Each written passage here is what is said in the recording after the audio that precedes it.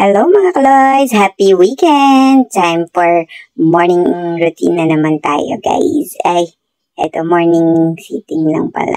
Joke lang. Ay, nagpapahinga agad kami dyan. Nakikita niyo naman kasi napagod kami for our 20-kilometer walk today. Ayan, nagbuko juicing kami kasi para ma-bring back ang aming energy. Sobrang pagod na namin. Although pa uwi na kami uminom nito para bumalik agad at ma-regain namin ang aming strength.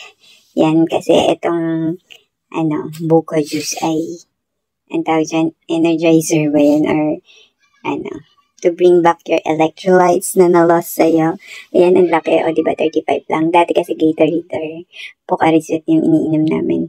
Ayan, tingnan nyo naman. Dati, yung 10K pa lang haggardness na kami. Pero ngayon, o, diba, medyo nai-injure na namin ang pain. 20K steps pala, sorry. 15-kilometer walk.